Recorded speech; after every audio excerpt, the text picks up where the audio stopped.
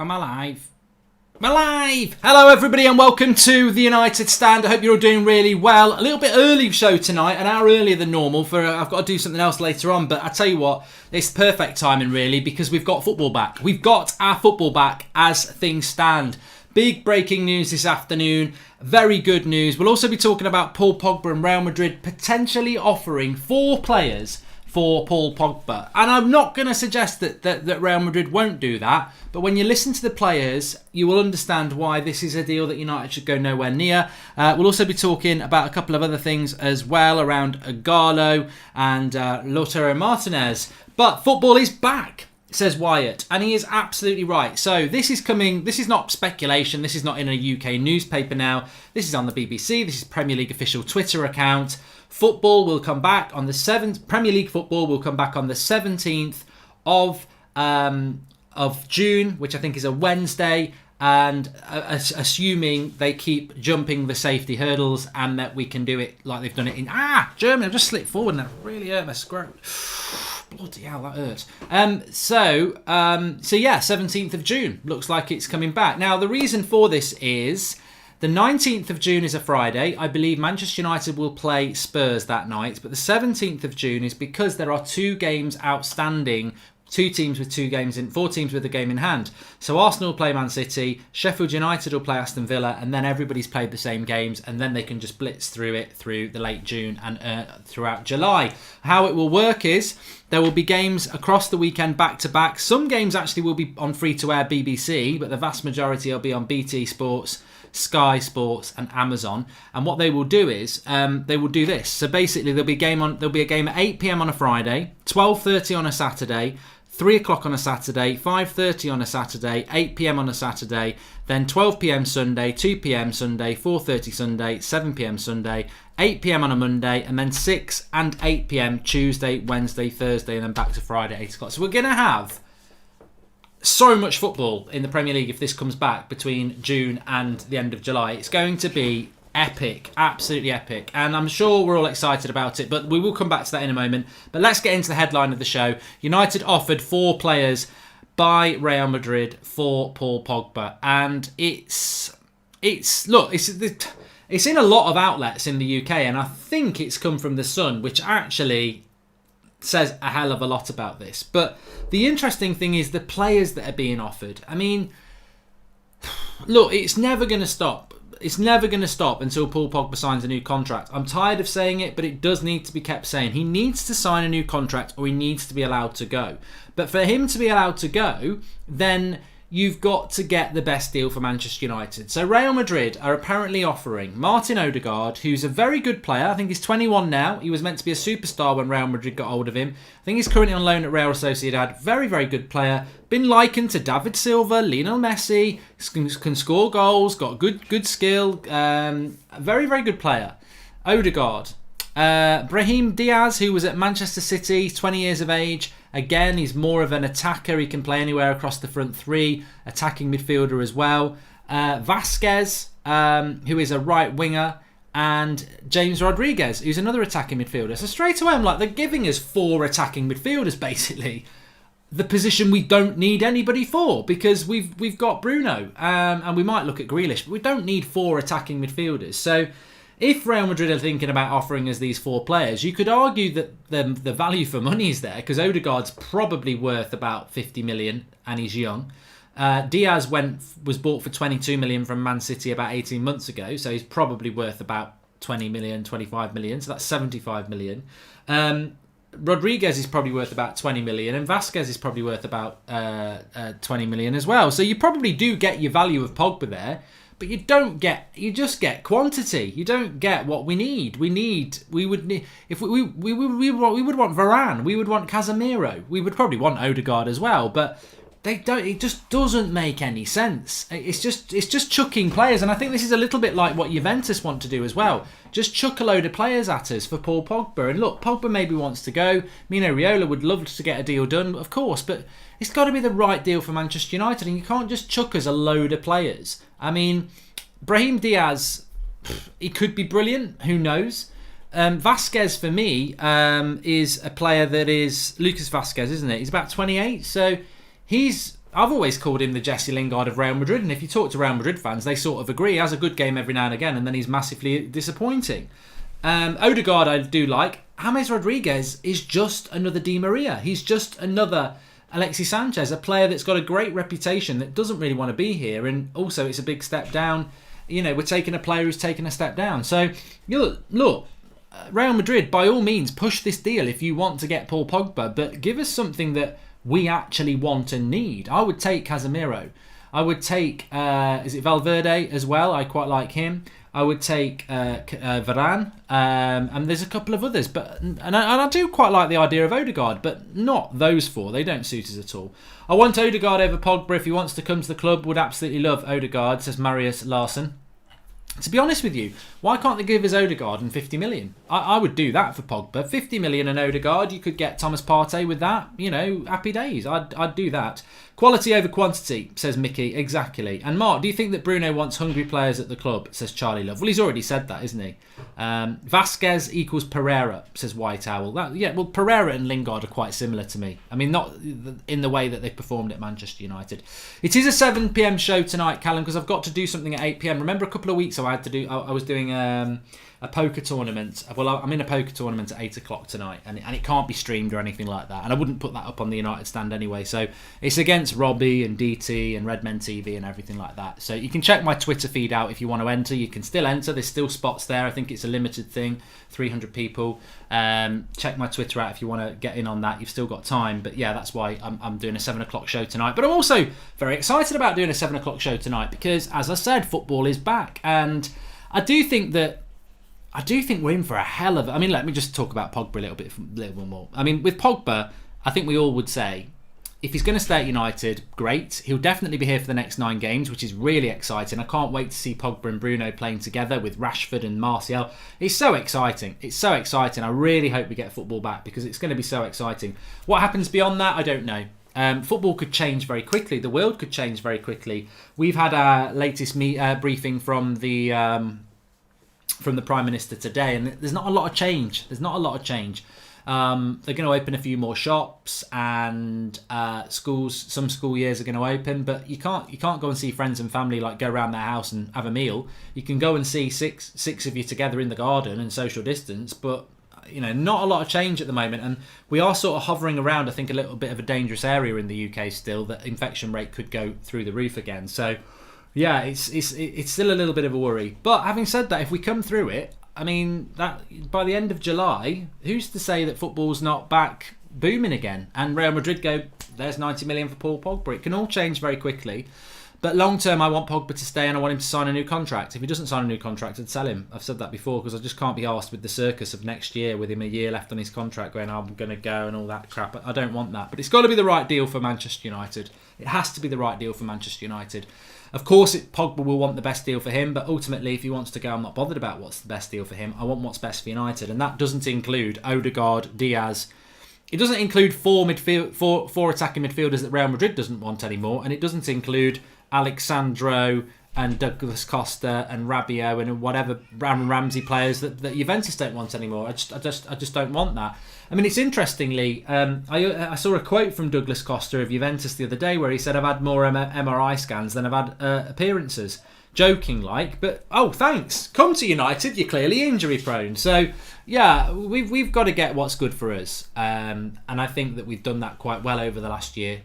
We messed around with the Bruno deal and we nearly missed out on it, but ultimately we did get him. Maguire's good, Wan-Bissaka's good, Dan James is good. Every deal's got to be good for Manchester United from now on. Not like, let's have a pick and mix. Let's have 4 attacking midfielders. One of them might be good. We don't actually need one. Joshua Harper says, Mark, you have to think this is 4 players' wages to take on. That's the limit of swap deals like this. It negates the potential positives. And that's a very good point from Joshua as well. And Lels says, how would agent fees work with a swap deal? Riola gets a percentage, I thought, so it doesn't make sense for his pocket to wait. Agent fees, signing on fees, etc., they're just figures that don't really get mentioned beyond your transfer fee. Look, we bought Pogba for £89 million. How much did Riola get? It wasn't out the 89 million. But he still got a fee. That, your headline is your transfer fee, but there's a lot of other things that get paid, whether it's a swap deal or not. you can guarantee Raiola made money out of us swapping Mkhitaryan for Sanchez. So that's just how it works. Serie A is returning on June the 20th as well, says Praka. That's a little bit of a shame. I would like to have seen Serie A come back a little bit earlier. Brian Khalib says the June the 17th is the confirmed date for the return of the Premier League. Is obviously a little bit late because we've spoken about it already. But yes, look, football is back. From a Manchester United point of view, this is very exciting. Pogba, Bruno, Rashford, Martial, the team's momentum that we had before, the fixtures that we've got running into it. And I would put it in your diary. Watch along, United stand, Friday the 19th. That will be the Friday night game. We are in for relentless amounts of football, and I think in the first week or so we will eat it up like it's on the menu and like we need it. I think after 2 weeks we'll some of us won't, some of us will, some of us never will. But I'm telling you now, if this is the plan and this is what I've read, we will have football every single day for 7 weeks, and there will be games at 6 o'clock and 8 o'clock on a Tuesday, Wednesday, Thursday. Friday will be an 8 o'clock game, and then you'll have 4 games on a Saturday, 4 games on a Sunday, and 1 on a Monday. Every single day, every single game on the TV to watch. It's going to be absolutely huge, isn't it? And look, the Man United games are what we're interested in. We'll probably be playing weekend, midweek. Bring it on. Looking forward to it.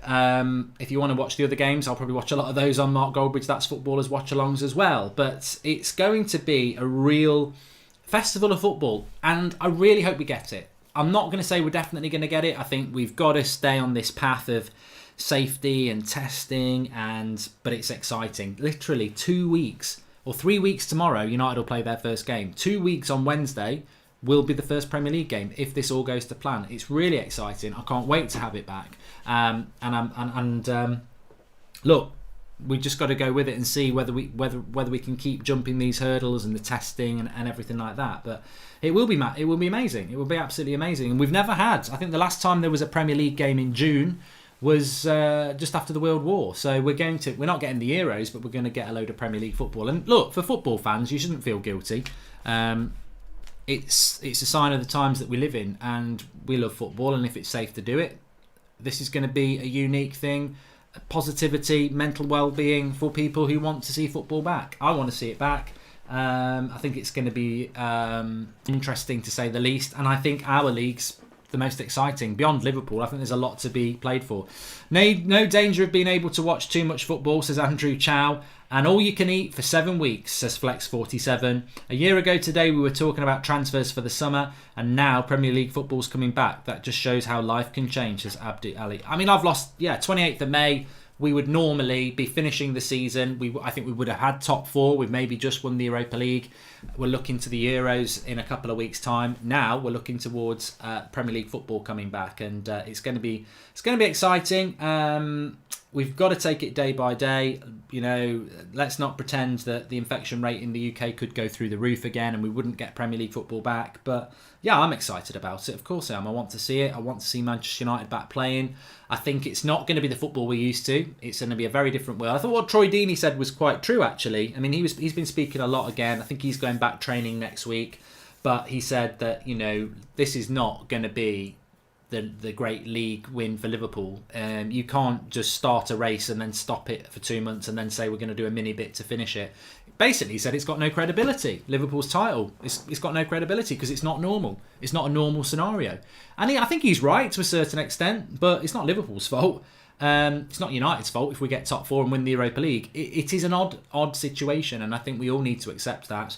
And I think that, I've got no problem with people like Troy Deeney and Danny Rose. If they don't want to play football, you play without them. Hopefully now they're finding it that they want to play football again. You've got to take people on the journey and show them that it can be done, and that's absolutely fine. But what I would say is, this is 100% clear, and I still don't think we're getting this message across properly in our country over the last couple of weeks.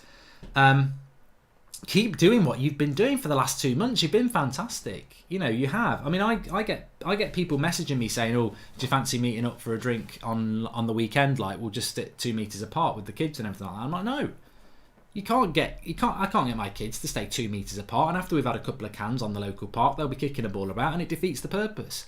I don't care what external people are doing. I don't care what government advisors are doing. That to me is not. I saw some like Nigel Farage tweeting last night saying, I've just seen 20 people on a park.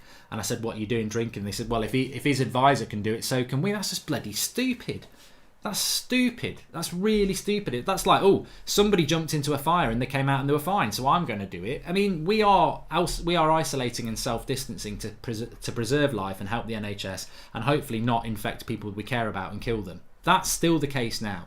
So keep doing what you're doing. Keep being alert. Keep social distancing, because this is still very real. And you've done a fantastic job on it. And it's not gone. It's still there. And we still need to keep doing those things. And to be honest with you, we're not going to be going off seeing family, because a lot of my family don't live like round the corner. They live an hour away. So I'm not going an hour away to stand in the garden, and we can't stay at their house. So you've got to keep doing it and staying safe. If other people want to go, we're not going to bother doing it now, to me it's no different than it was in April. It's no different than it was in May. It's still dangerous out there. You've still got to keep it. You still don't want to get it. You still don't want the people you care about to get it. So keep staying safe, I think. How to keep people staying at home 24/7? Football, says Loz. And we should offer Jones, Lingard, Sanchez and Pereira for Varane and Casemiro, says Abanaf Ray. Interesting. Apparently on Ighalo, there is going to be a condition by Shanghai that they will let him stay at Manchester United for the final 9 games of the season if he signs the new contract. Which to me is a win-win for Ighalo, because he gets to stay at United and the new contract's massive money. So I don't see the problem with that, unless they think that Ighalo could leave them next year. I don't know. But as long as we get to keep Ighalo for the next 9 games, I'm happy with that. I'm not leaving Manchester United, you prat, says Jay Lings. And Nick says, do you have any info for watching games in the US? Nick, I don't think it's going to matter where you live. I've got Sky Sports and I've got BT Sports. I've got Amazon, and this is not me showing off. But, I've got this on my drive. I've got a Vauxhall Astra.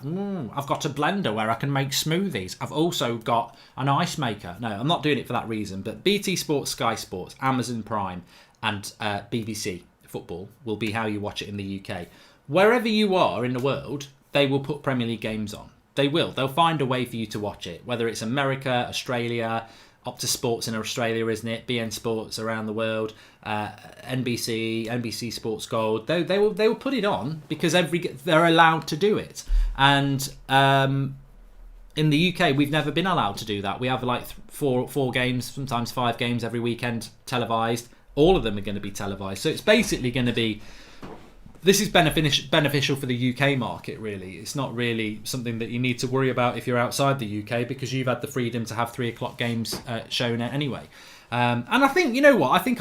To me, it's difficult, isn't it? Because I think when football first comes back, I mean, I do Bundesliga watch-alongs on Mark Goldbridge That's Football. When football comes back Premier League-wise, I probably will watch a lot of the games the first weekend and maybe into the second week. But ultimately, my loyalty and my love is Manchester United, and soon that will start to kick in, because it'll be like, I want to talk about the game, I want to bring the chart show back, I want to talk about previews, I want to talk about players who aren't doing that well, I want to talk about players that did do well, I want to cover Ole Solskjaer's press conferences.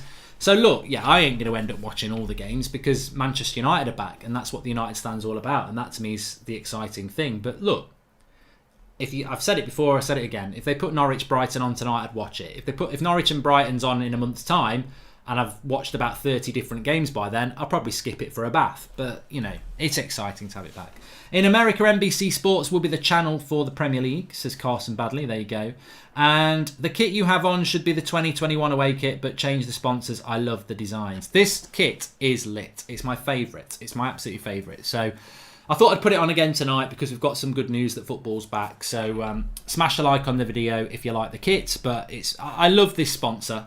I'm not going to say it out loud, but I love this sponsor. It just worked well. I mean, Umbro, to be honest, I do like Adidas, but this kit in particular was just one of their greats that they did. Illa United loves the kit. With City, Arsenal, Villa and Sheffield United playing first, do you think that's an advantage to their fitness? Says Michael Eames. It will be an advantage for them for the weekend games, yeah, because they'll have had a game more than everybody else. But also from a Manchester United point of view, there is an element of advantage for Sheffield United potentially, because if they actually if you look at the league table, the Premier League table, if Sheffield United were to beat Aston Villa, that's their game in hand. It puts them on 46 points ahead of us, and then we're playing Spurs. So that, in a way, is, I don't want Sheffield United to win it. I don't, because I don't want them to be ahead of us, putting pressure on us ahead of that Spurs game. So we might be 6th by the time we play our first game, is what I'm going to say. But I mean, look, this sort of conversation we're having now, brilliant. I love it. This is what we want. I love, I'm interested in talking about transfers. I'm interested in talking about United and players that are going to go and everything like that. But ultimately, it's football. It's football on a pitch. And I want to see Manchester United playing. And I just really get excited about it, because I think we have got some momentum. We've got some big players coming back, and I know Spurs have as well. And that game is going to be so symbolic of how that final 9 games are going to go. I mean, I spoke to somebody this morning, and they were like, I don't think we'll get top 4. I think Spurs will beat us. We'll lose another couple of games. Ollie will have the lowest points total we've ever had in the Premier League, and those prats at the top will stick by him. And I said, well, I think actually if he loses 3 of the next 9, he'll be gone. Solskjaer can't stay just because we blanked out everything and put an NHS on the Old Trafford, and we've given a load of money to charity, and we've done great things for the country in relation to this pandemic. That there's a lot of goodwill around the club, but you can't keep Ollie if he messes up. And I said, but I don't think he will. I think we're adding 2 top quality players to a team that was doing really well. And I think that we will, maybe we won't beat Spurs, but I think we'll win most of our games and get top 4. But it's exciting, isn't it? It's exciting for Liverpool because they're going to win the title, but they're going to win the title anyway. Man City, really, it's not really exciting for them. But for us and the relegation battle, I think the Premier League is really, really exciting. And I think that's going to be the story to be told, and we're going to be at the forefront of it. We know Liverpool are going to win the league. We know they're going to get it in an empty stadium. Let them crack on. We know Man City are going to get top. It's what's going on behind those two. And look, Liverpool and City fans have got every right to say, ha ha ha, we're the top 2, and you're talking about what's going on behind us. But the media is driven by what the media is driven by, and fans are driven by what fans are driven by. And I tell you what, the story of this summer is going to be the race for top 4 and the relegation battle, and we are in the race for top 4. So bring it on, and hopefully we get top 4, and then August we go into another sort of month of tournament, because we'll be in the Europa League, which will be like a mini tournament as well. We might, football could change. Football could change forever because of this, because we effectively are having a Europa League / Champions League tournament in a month in August, and we're also having a Premier League tournament in July and a bit of June. So I'm not saying that the Premier League will do that long term, because the current structure works well, but it can be very exciting. Hey Mark, Sancho will go to Chelsea for 100 million, says Bob Matthew, in your dreams, and bringing back football will have a huge positive effect and help with mental issues people have got. Helps people stay at home as well. Love the show, says Baka 008. And Andrew Chow, predictions please on remaining fixtures. Bournemouth, Sheffield United, Brighton, Norwich, Leicester, Spurs, Palace, West Ham, Villa, Southampton. Well, thanks for listing out our remaining fixtures. I don't know whether they're home and away, but it doesn't matter, because whether it's at home or away, you're not playing in front of fans. I watched... wait a minute. Bloody hell. It's hay fever again. There must be something on this top. I watched Leverkusen against Wolfsburg the other night, and I was like, Leverkusen are going to win this. They lost 4-1 at home, but that would never have happened if there'd have been a crowd there. It's a great leveller now that there's no crowd, so it's hard to predict, but you can look at those fixtures and say Bournemouth will win, Sheffield United will win, Brighton will win, Norwich will win, Leicester will win, Spurs we might draw, Palace will win, West Ham will win, Villa will win, Southampton will win. So I think we'll win 8 and draw 1, and that'll comfortably get us top 4, Andrew Chow. And I know that people are saying you're having a bloody laugh, but yeah, it could happen. It could happen. I think Leverkusen are quality, Tyrone. I was very, very surprised. Who are the 4 players in the swap deal, says Salik. So it's Brahim Diaz, who's an attacking midfielder, Martin Odegaard, who's an attacking midfielder, Vasquez, who's a winger, and James Rodriguez, who's a washed-up attacking midfielder. So it doesn't work for us. I don't think Sheffield United will beat Villa United, but I do think they'll probably beat Villa. I don't think Spurs are a good side either, Abdi. I think they are a little bit poor. I think you're right. What about City's ban next year? Says Sidwash. I think that will be... isn't that next week or early June that's going to be decided? I mean, apparently they've got like loads of solicitors or lawyers, and I'm sure they'll find a way out of it. It would be a very poor swap deal, Andrew, yes. Fitness levels will also play a part. Look at Sancho, he was crap, says Kofi. I think Sancho's probably been a bit injured though, hasn't he? Because he's clearly put a little bit of, he's not as slim-lined as some other players who've probably been keeping themselves fit. And also, I saw Jordan Henderson saying the other day that that Liverpool's fitness levels are actually better than they were before lockdown because they've all been keeping to those. Match sharpness is what you're talking about, not necessarily fitness levels. There's no excuse to go into lockdown and start eating bags of Doritos every day and spending your life playing computer games. A lot of these footballers have got home gyms anyway.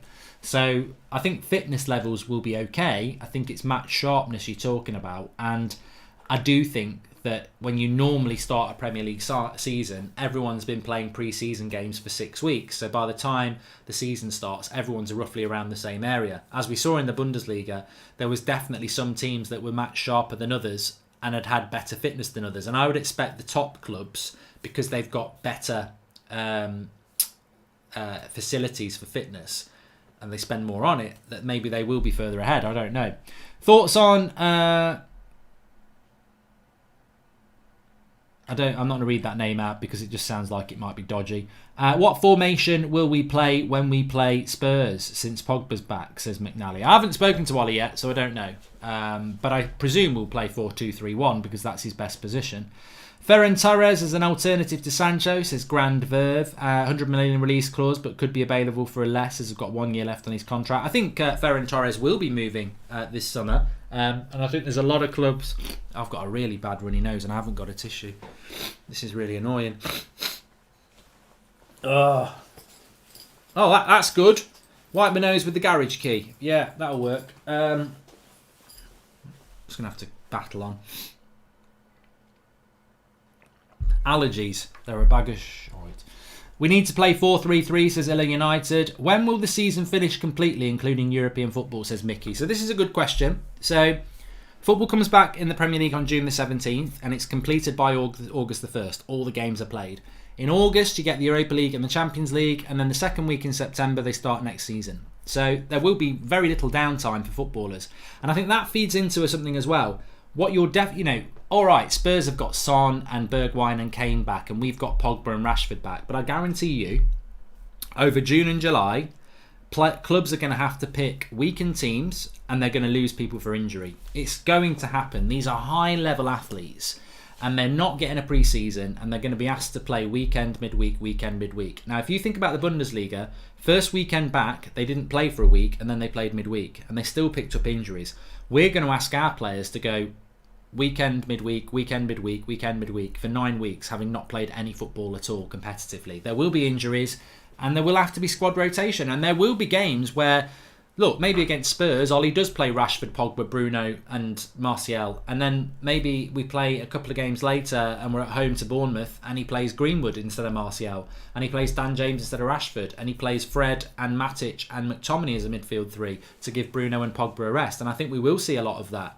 And that might be an opportunity to drop points. It's going to be tournament based. This is basically a 6-week tournament. It's going to be relentless. It's going to be exciting, but it's going to be different. And it's going to be different on many ways. You're going to get 5 substitutes. There will be injuries. There will be squad rotation. And I don't know. One thing that's very interesting about this, I don't know where the FA Cup fits in. Because it can't. There's no room for it. The FA Cup's not even been mentioned, but there is no room for the FA Cup because when you look at the fixtures, it's only 3 games. It's only the quarterfinals, the semi-finals, and the final of the FA Cup to be played. But I don't know where they're going to fit it in, and I think they'll want to fit it in, but I don't know where they're going to fit it in. I mean, the FA Cup's the oldest cup competition in the world. They'll definitely want to do it, but I don't know. I've not heard anything about the FA Cup. I don't know what's happening with the Championship, and that bears relevance to Jude Bellingham, because if they cancel the Championship, he can make his mind up where he's going to go. If they don't, that won't happen till the end of July. So, look, lots and lots of questions to be answered, but ultimately, if you'd said to me 2 weeks ago, in 2 weeks' time, we'll have a date for the Premier League coming back, all Premier League clubs will be doing full contact training, I'd have said, high five, we're working towards what we need to be, and also that means, most importantly, they'd never do that if things weren't heading in the right direction in relation to the virus. So let's see where we are in a couple of weeks, and hopefully we'll keep moving in the right direction. FA Cup final on August the 8th, says Nick. And what do you think about Edouard from Celtic, says Nitin? I think he looks all right. I don't think he's being considered by United. In fact, I'm speaking to... Well, I'll be honest, I've spoken to somebody already. I was going to say I'm speaking to somebody later tonight, and I'll have an update for you in the morning. I've already spoken to somebody today about United's targets, but it's going to be on the show in the morning, so I'll talk to you about it then. Leon Bailey or Chiesa if United can't get Sancho, says Rahul. Definitely Chiesa for me. Can I just say as well, I should have said this at the start of the video. Thank you to everybody who's become a member of the United Stand Members Club. It really helps the channel. It supports the channel.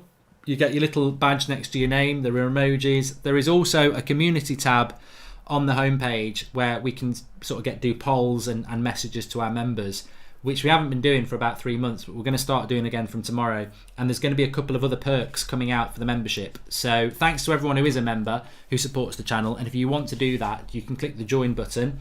And we've got 2 new perks coming in that are going to be really, really interesting. And yeah, you can do that through the join button. It won't be impacting any of our content. We will never be doing behind a paywall or anything like that for extra content. It's not that, but it is good stuff.